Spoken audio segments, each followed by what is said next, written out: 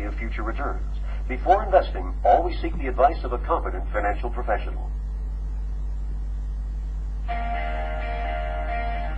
Welcome to Profitable Strategies for Savvy Stock Market Investors with Tony Turner. Tony Turner is the best-selling author of A Beginner's Guide to Day Trading Online, A Beginner's Guide to Short-Term Trading, and Short-Term Trading in the New Stock Market. A stock market trader and investor with more than 14 years' experience, she's a popular educator and speaker at financial conferences and trading forums across the U.S. Tony has appeared on NBC, MSNBC, CNN, CNN-FM, and CNBC's Power Lunch. She's been interviewed on dozens of radio programs and featured in CBSMarketWatch.com, Fortune Magazine, and Bloomberg Personal Finance. Learning how to invest in today's financial arenas can appear as an overwhelming challenge.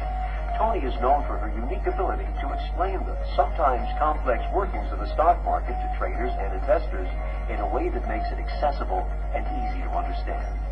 In this session, she'll offer 3 basic approaches to investing in the stock market, along with additional strategies for investing success designed to minimize losses and maximize gains. And now, please join Tony Turner and learn profitable strategies for savvy stock market investors. Hi, I'm Tony Turner. Today we're going to talk about profitable strategies for today's savvy stock market investor. If you'd like to view this presentation on the internet in PDF format, all you need to do is go to www.tonyturner.com/investor. There are lots and lots of benefits to investing in today's stock market. Investing wisely has proven to be one of the most lucrative ways that you can increase your wealth. When you choose wisely, when you choose with care, your stocks can make you money while you're out on your boat, while you're enjoying life, while you're working, spending time, doing other things. There are many different styles of investing, one for every personality, one for every lifestyle. You can get into volatile stocks. You can get into stocks that move quickly. You can get into stocks that move slowly. Whatever your personality is, whatever your lifestyle is, you can find a stock that will benefit you and your investment needs. It's very, very important to take control of your own financial future. You know, I was in a cab a few months ago in New York City. I was going to a trading expo, and I saw a billboard on the side of the street. It said, "Spend quality time with your money." And I thought, wow, what a cool thing to say. How often do we think of that? We spend quality time improving our homes, quality time improving our companies, quality time hopefully with our families. And then a lot of times we take one of our most important, one of our most precious assets, we give it to a stranger, and we hope it will grow from there. We need to invest positive energy into our financial future. During the next few minutes, we're going to talk about 3 approaches to investment success, 3 different aspects of the market that you're going to want to look at before you invest in a stock. We're going to learn how to evaluate the stock market environment. It's not that difficult to do. You can access the resources right in your own home. Next, you're going to learn how to evaluate your target company's fundamental data. Now, this kind of sounds complicated to a lot of people, and it can be a lot of work. If you don't have time to do it like that, it's okay. I'm going to show you some ways that you can evaluate a company's fundamental data, and it's important to do so, taking some shortcuts, what I call fundamental one-a-day vitamins. You can access the information quickly, easily, and it can be from very high resources. Finally, we're going to learn how to evaluate your target stock's health right now on a simple price chart. This is called technical analysis, and although a lot of people think, wow, that sounds really difficult to me. Again, I'm going to show you a simple way to tackle technical analysis so you can see where a stock's been, where it is right now, and where it might be going in the future. Let's evaluate the stock market environment. Let's look at different ways to evaluate if we're in a bull or a bear market. How do we find out, as busy as we are, where the economic markets are, where the financial markets are today? How do we know? Let's take some vital several things into consideration here. Everything in our universe, whether it's the planets, whether it's the seasons, whether it's the tides, whether it's crops, even we ourselves as human beings, everything moves in cycles. The financial markets are mainly dictated by interest rates. And what are interest rates? They sound complicated. Interest rates are merely the cost of money. Interest rates is how much it costs you to borrow a chunk of money for a given time and then pay it back to the person who lent it to you. The cost of money is one of the biggest economic factors there are in moving economic markets. When interest rates go up, it costs more to borrow money, and that impacts a company's bottom line. When interest rates move down, obviously it doesn't cost as much money to borrow money. The stock market generally runs at about 3 to 6 months ahead of the business cycle. There are two cycles, the business cycle and the stock market cycle. The stock market cycle runs about 3 to 6 months ahead of the business cycle. This is where sector rotation comes in. This is where you see oil moving up, airlines moving down, drug companies moving up, maybe basic materials are running up. It's not that hard, and it's kind of easy to do, but it's important when you get into the stock market to focus on the sectors and the industry groups that are in favor in the current market environment right now. And you say, well, Tony, what if I buy in a group that's favorable right now and it isn't in the future? It's okay, because you don't want to get into an industry group or sector that's moving against you right now so that you have to make the money up that you've lost from it moving down in the beginning. We're going to look at sectors and industry groups that target the market, and I'm going to show you how to target leading stocks and leading industry in the current market environment. There are two basic types of analysis, fundamental analysis and technical analysis. We use these two different kinds of analysis and combine the information in order to make a decision as to whether or not we want to invest in a company's stock. When we look at a company's fundamentals, we're looking at such data as price to earnings ratios, earnings per share, market share. What share of the market does this company have in an overall view? Return on equity, return on investment. We also may want to look at such things as what kind of new products does the company have coming through the pipeline, what kinds of new services do they have coming through the pipeline. This is very important to get an overall view of a company's bottom line. The other kind of analysis that's used quite a bit and that's coming more and more into favor is the analysis that traders use. I myself am a trader as well as an investor, and I like to look at a picture very, very quickly, very, very fast, of where a company's or a stock's price has been relative to where it is right now in the current market environment. The price history that you can see on a chart during a given time period gives you a tremendous amount of information, and many times quite a bit of predictive power to see where it may go in the future. This is how we tell where bull and bear markets are. This is how we tell how far a company has been. Maybe it's just starting into an upward momentum pattern. Maybe it's come down in a downtrend, based out, and is starting up now again. It's very important to know, like with anything else in your world, where a stock price has been, where it is now, which gives you predictive value in knowing where it may go in the future. Before you buy a stock, you'll want to evaluate your target company's fundamental data. These resources will tell you which ones are strong right now, which ones are weak.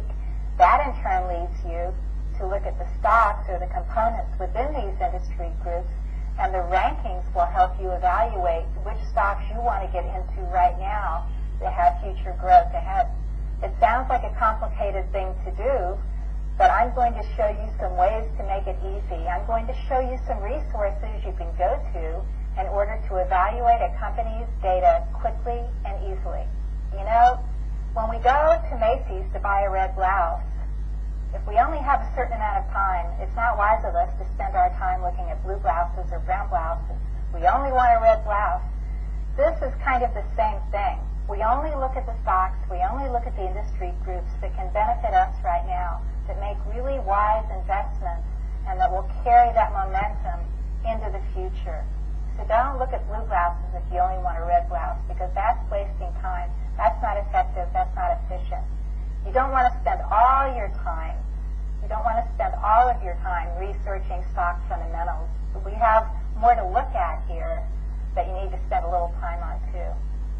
Companies that rank stocks according to highest to lowest rankings are companies like Investors Business Daily. Investors Business Daily is great because it has a number of rankings or ratings right next to the Smart Select Composite rating. The rankings go from 100 to 1. So possibly if you're looking for a stock to buy, you'd like to buy a stock with a ranking of 60 or 70 or higher. That makes sense to me. Morningstar is also a very good resource, and they have a great ranking system.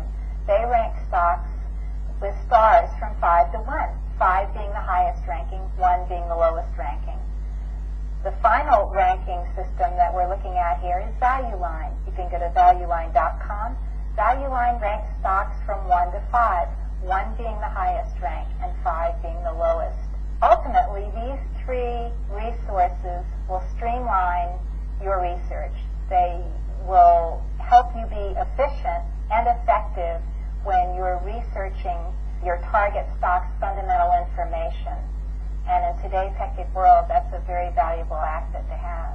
And certainly other large newspapers and financial newspapers also give you information about current industry groups that are doing well, that are in bullish modes right now. Sectors are like technology. Sectors are like healthcare. Those are sectors. Within those sectors, there are industry groups such as pharmaceuticals, such as medical equipment, such as biotechnology stocks. These kinds of resources will give you information as to whether these particular industry groups are right now in uptrends, are strong, are weak, where are they in the positioning of the bull or bear market that you're experiencing, that we're in.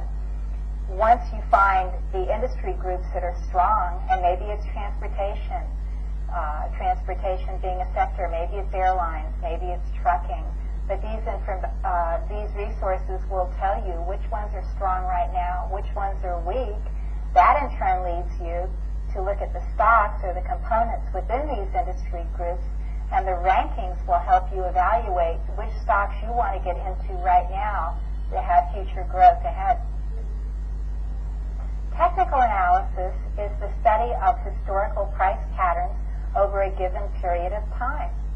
As you're going to see on the screen right here, we have a weekly line chart of ExxonMobil. The ticker symbol for ExxonMobil Corporation is XOM. The data on this chart was plotted from October 2003 to October 2005. Now, a line chart is just that. It takes into consideration the closing prices of every single week from October 2003, in this case, to October 2005, and it draws a line, just one simple line, from the closing prices each Friday night of ExxonMobil Corporation. Line charts are easy to read. You don't have to look at bars. You don't have to look at other different technologies such as candlesticks. The line alone can tell you, is the price going up, is the price going down, or is the price going sideways? As you can see with ExxonMobil right here, this stock was trading, and the price for the stock is in the right-hand column. If you look left, all the way to the left axis, you'll see that Exxon was trading right around in the $38 area in October of 2003. Since then, Exxon has moved higher and higher, and we all know what's happened to oil stocks. It made quite a high in March, up near the 64 area, and now it's trading back in the 58 area. You'll notice that it made a steady uptrend. Now, we call an uptrend a series of higher highs and higher lows. And you'll notice that Exxon made a very wise investment from 2003, even now, all the way up to the right-hand side of this chart. Think now, what would happen? Is Exxon going to pull back here? Is it going to go lower for years to come? We don't know. But wouldn't it have been really, really wise to buy shares of ExxonMobil back at the end of 2003 and held it possibly to the first of 2005 or even right now?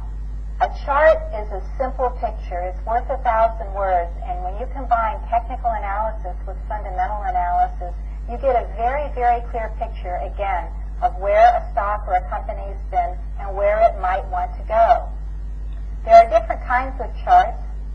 The chart on your screen represents the same chart as a line chart in bar chart format. Each tiny little vertical line represents 1 week. The small, tiny horizontal lines perpendicular on the left are the opening price, and on the right are the closing price. On this chart, we've added an indicator known as a 30-week moving average. We've added this for a reason. Remember back when we were talking about fundamental data, we talked about ranking or rating our stocks, and we talked about wanting to invest in stocks that had rankings or ratings of, say, 70 and above or 60 and above. Now we're establishing criteria on charts that we're going to add as another decision support tool. And when we get all these decisions together and funnel them all down, we're finally going to arrive at a buy signal or an ignore signal. And in some cases, as our investment matures, we're going to use it as a sell signal or a take profit signal. Let's go back to this chart. We're going to use the 30-week moving average again as a guideline for buying and selling our stock. First, we're going to go to the market environment. We're going to ascertain whether it's a bull or bear market. We're going to focus in on sectors, technology, healthcare, financial sectors. We're going to look further into those, and with the resources we used before, we're going to find industry groups that we like. Maybe it's banking, maybe it's pharmaceuticals, maybe it's biotechnology stocks or software stocks, or in this case, an oil or oil services stock. Now we're going to move down to our target stock. We looked at the line chart, we've seen where Exxon has been, and now we can look at this bar chart and see if we had bought Exxon back in the last part of 2003, and we could have done it with this price chart had we had access to it at that time. If we bought back in 2003, when Exxon rose, look at November here, look at November, look at the end down on the left side of the chart. If we had bought Exxon when it rose and made 1 or 2 closes above the rising 30-week moving average and held on to it as long as it traded above the rising 30-week moving average, if we had done that and held on to it until it made 1 or 2 closes below the 30-week moving average, we would have made quite a good profit. How can we refine these decisions? How can we get them even closer? Look down at the chart and you say, well, Tony, what if I bought Exxon at 38? And what if it turned around back in November of 2003? And what if it rolled over or pulled back or retraced, as we call it in the market? What if it just fell down to 28? I would have lost a lot of money. This is where your insurance comes in. Again, we put insurance on our homes. We put insurance on our automobiles. We certainly insure our health. Let's never, never again, let's vow to never again enter the stock market without putting insurance on our investments. That way, if the stock pulls back or it loses value, we get, as we say, stopped out immediately. We can put them in automatically. Now the market's going to do it for you. You can enter a stop loss order with your broker, and you can be at work or at play, anywhere in the world, and with that automatic order is entered, the market will take you out automatically. How are we going to place our stop loss? There are many different ways of doing it, but a really good way for an investment strategy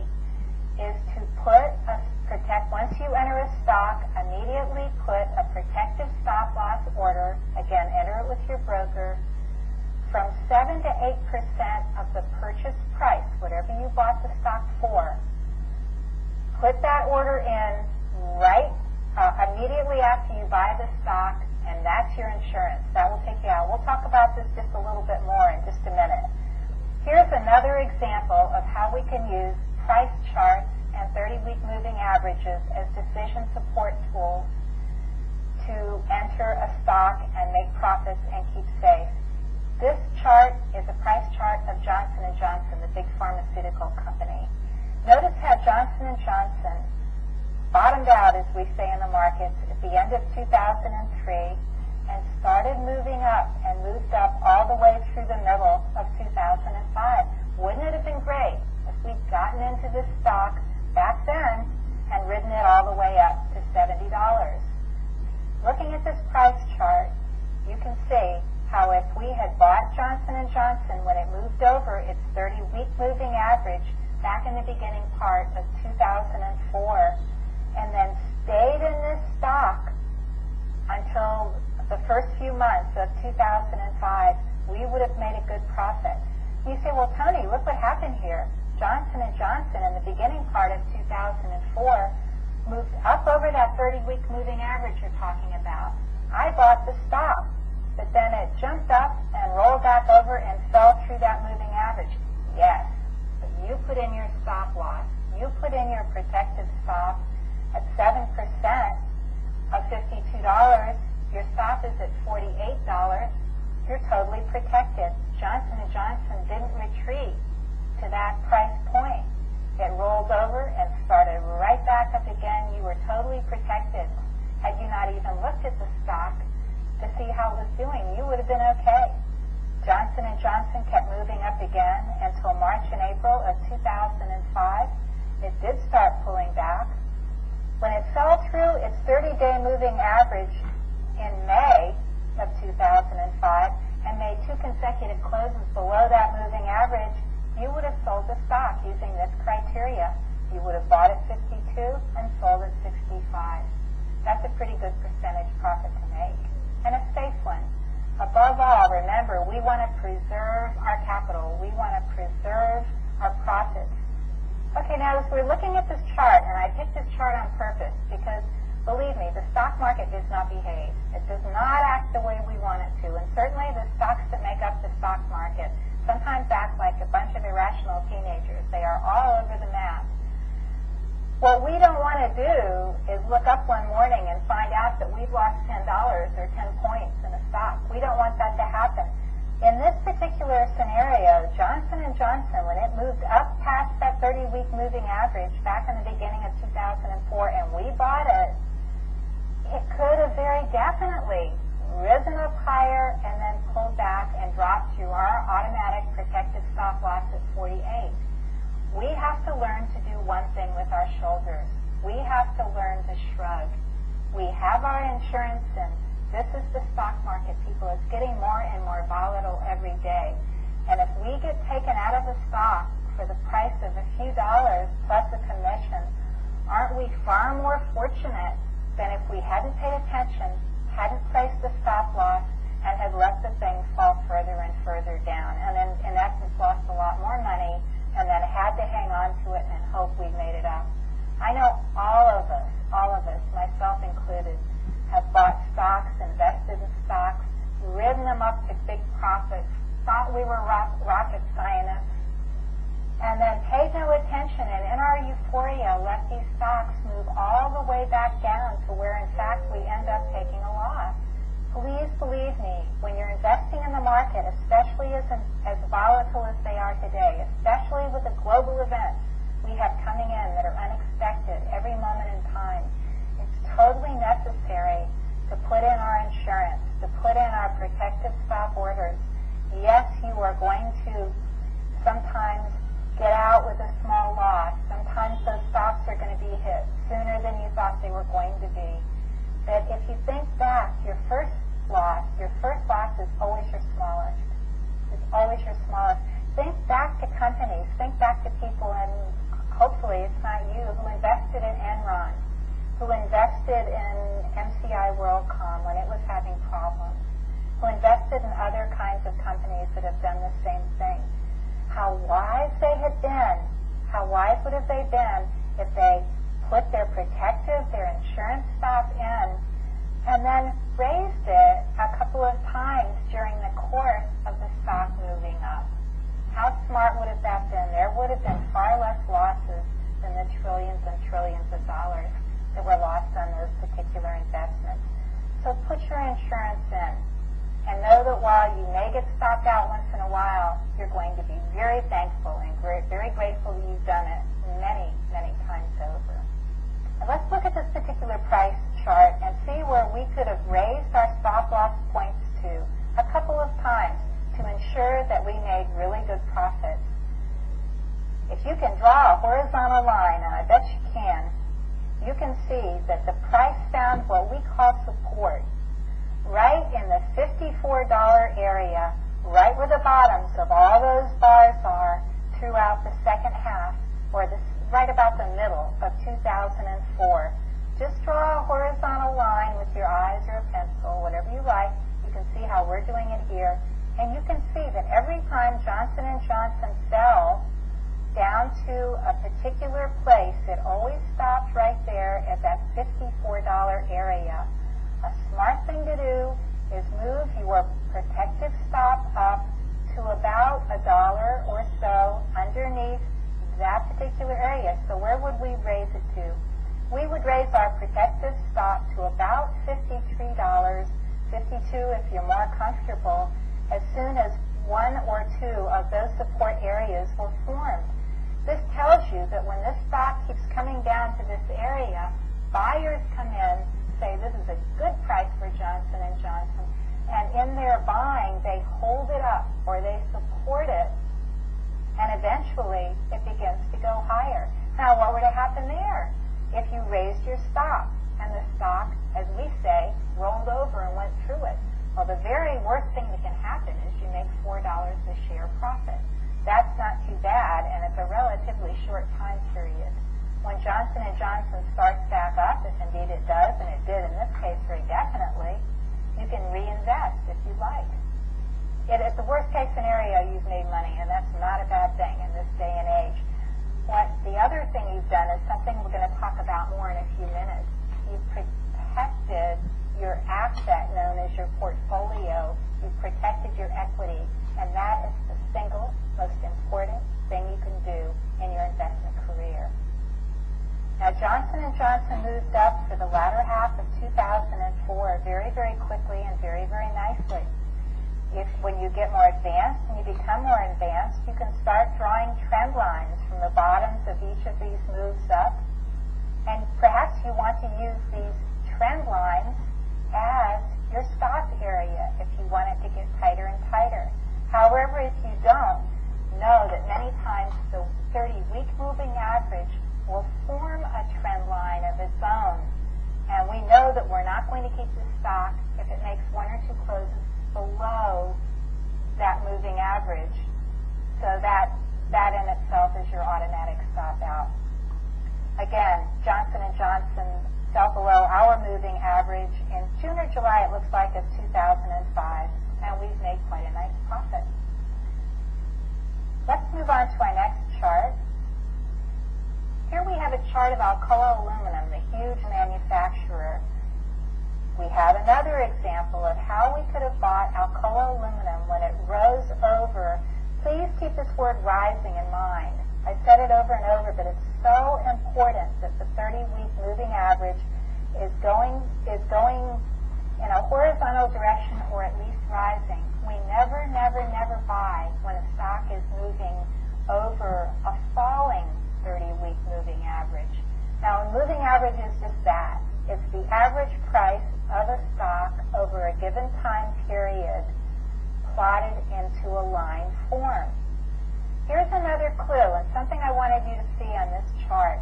When we're investing in this kind of a way, when we're looking at price charts in this kind of venue, what we're doing here is something you're going to want to study more, is we are buying stocks that have come down in the roller. Remember I told you everything goes in cycles?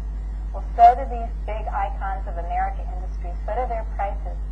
These stocks have moved up in value, come down in what we call a downtrend, stay leveled off in the trough or the base of the cycle and started moving up. What we're doing is we're buying stocks when they start moving up. We're trying to get the biggest reward for the smallest amount of risk. And that's why I'm using this particular indicator. That's why I'm using price charts for my investment. Once you look at price charts, very, very simple ones like these, and study them a little bit, your eyes will get trained and you're going to start to see how they relate. So such valuable information for you. Pretty soon when somebody says, would you like to invest in something, the first words out of your mouth are going to be the first words that are out of mine. Let me look at the chart.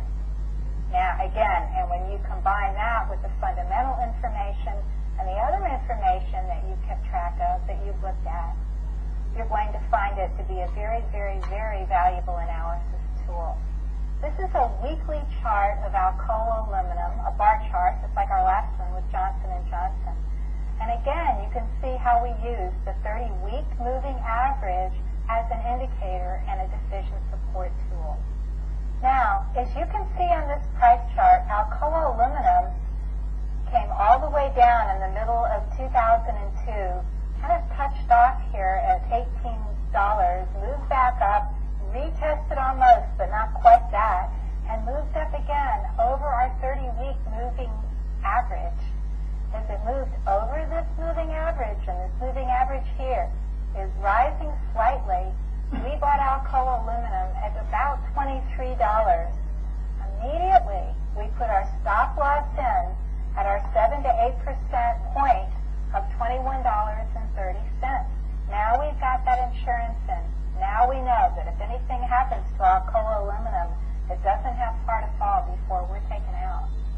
Notice how we bought Alcoa aluminum at 23 and it ran up to about 26, and then it had to rest for a little while.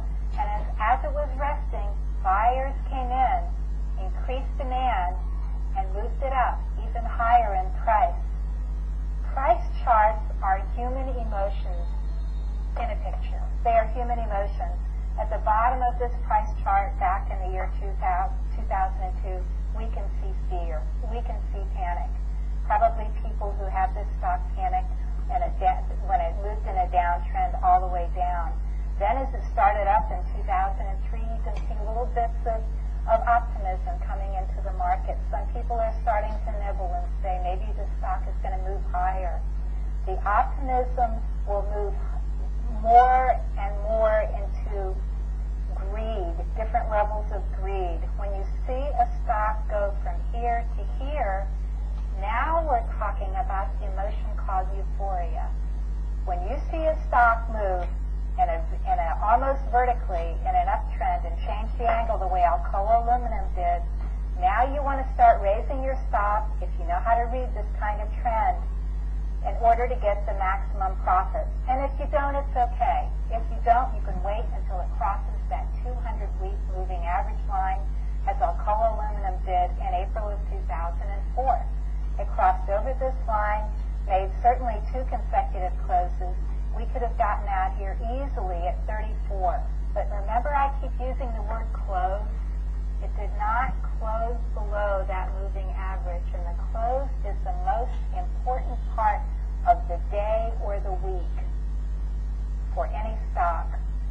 The close is when the commitment's made. The close is when people say, okay, I believe enough in this stock, I believe enough in this company that I'm going to hold it overnight. And after all, time is a premium in any of these investments. The longer you're in an investment, as simply put, the more things that can happen. So let's keep that closing price in mind, especially on these weekly charts. That's a really good information guideline. We bought at 23, got out at 34, and our time frame was just a matter of a few months. Do you see how these moving averages can keep you safe? Do you see how using a criteria, this one or one similar to it, can keep you from taking big losses in the market? Now, stocks will sometimes go like this. There's nothing we can do about it. But whatever you do, always use a criteria to enter the market. Don't just do it helter-skelter. In this day and age, it's not the wiser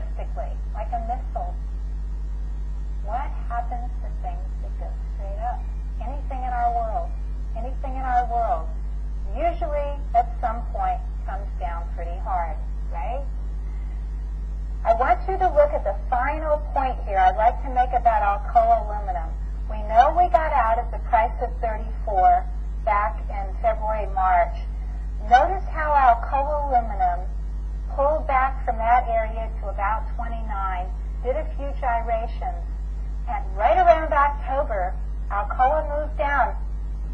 Alcoa moved down, not $2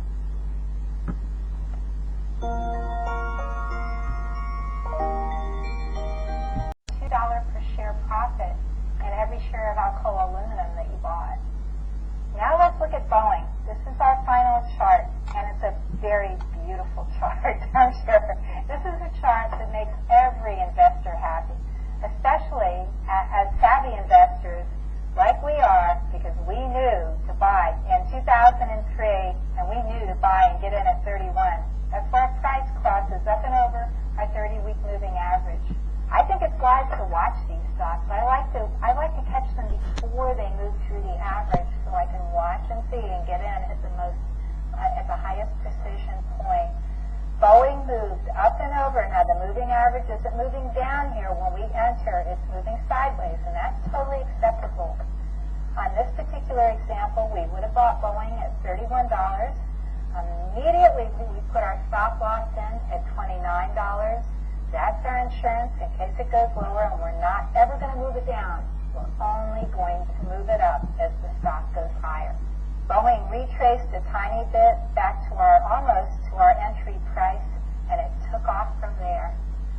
We can move our stop up several times on this chart. Now notice, you might have been bumped out of Boeing here in March and April of 2004. You may have decided to take profits there. If you have a question about whether you should get out when it's so close, when it's such a close call as this one, always look left on your chart and see if there's buying support just to the left. If there is, you want to maybe want to hold that price just a tiny bit. That's for more advanced investors. In January of 2005, you could have gotten bumped out of the stock again. It's quite possible. Now, what will you do? What will you do? My advice is, if you do stop out of the stock, if you do decide to sell it, if it does go down, watch it. And if you think the stock is still worth being in, if it moves back up over its rising 30-week moving average, you know what? They'll let you buy it back. I called my broker the other day. I said, Fred, if I sell a stock and it starts going up again, can I buy it back? And he said, Tony, anytime you want. So for the price of some commissions, for $20 or $30 or $40 commission, you can do that.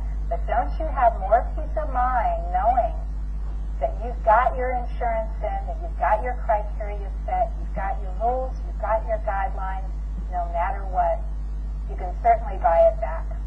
Suffice to say, Boeing started it up again, and you know what? It's still going at this very minute. I can't tell you where we're going to get out on this one. We're in at 31. The stock has doubled. I don't know where it's going to roll over and come down. We do know one thing, though, don't we? We're definitely going to take our profits when this stock rolls over and makes one or two closes below our 30-week moving average.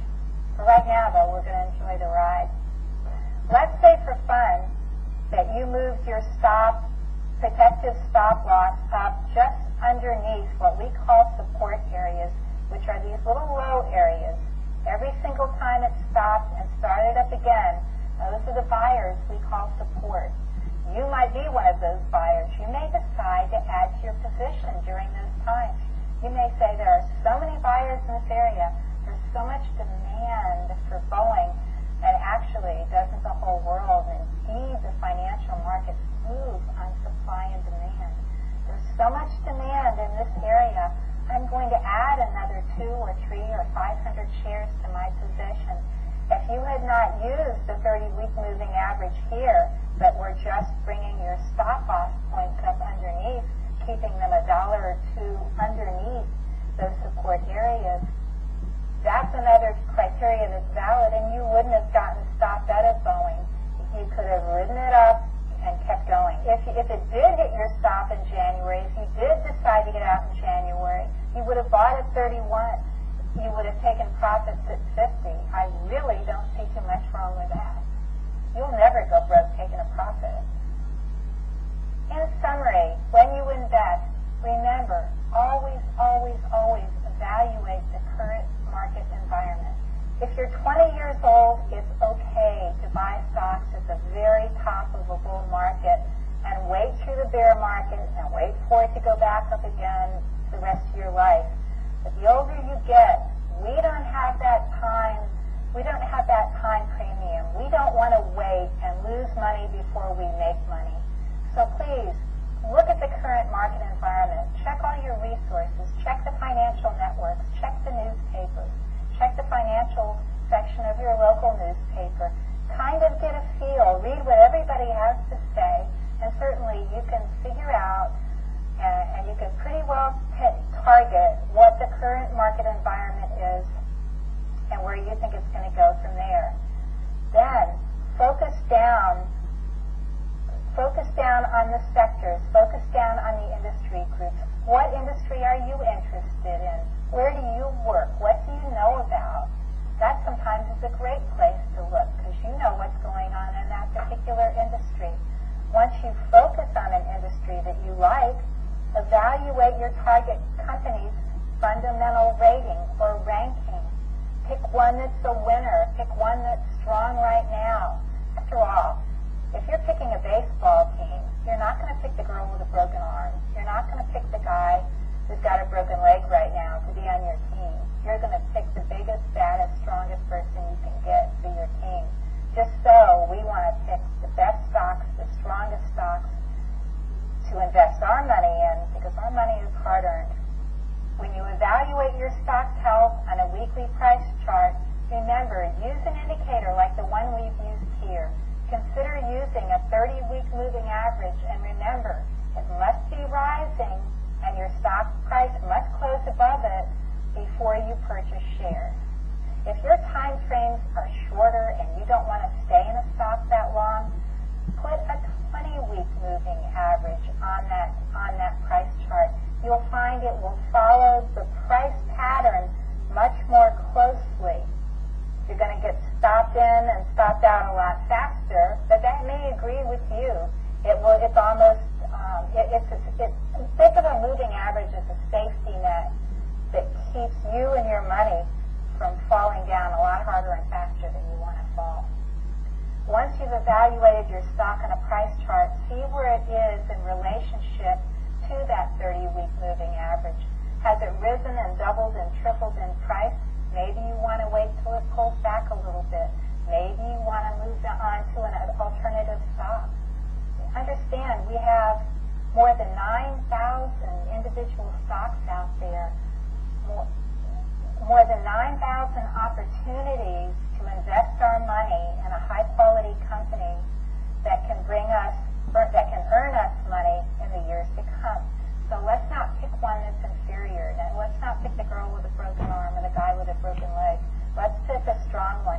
And using these three criteria and then applying the last one with our 30-week moving average tool, this should help us keep any losses in the stock market very, very low and our gains very, very high.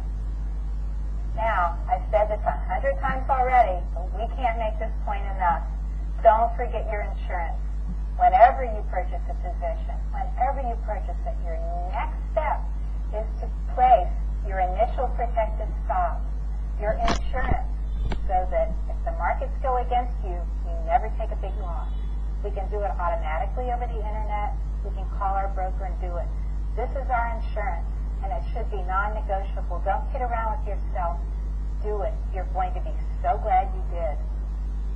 After you get used to looking at price charts and seeing where the buyers come in, where the buyers come in, where the buyers come in, raise your protected stop up so you make sure that you take a profit. So you make absolutely sure that you can't lose money. It'll make you sleep, again, so much better at night. And finally, remember, have a criteria for exiting your position, whether it's the stop loss that you raise underneath those support areas and you don't want your stock to violate by more than maybe $1, or if it's the 30-week moving average where you say if it closes 1 or 2 times below that 30-week moving average, I'm selling the stock. Whatever that is, hold to it. Whatever it is, hold to it. Develop a system that works for you. Develop a system that agrees with your lifestyle and with your personality. You can't compare yourself to the neighbor next door. It's not going to work. And remember, people will be happy to tell you all about their gains, but they rarely tell you about their losses. And finally, let's look at some overall success strategies that confirm what we've learned during the past hour. Remember, develop an effective plan for buying and selling stocks. A professional football team would not run on the field without a plan. You probably wouldn't get in your car to drive to Bangor, Maine, if you didn't have a map in front of you, because if you don't have a map, you have no idea where you're going to end up. A builder wouldn't start building a house unless he had plans from the architecture.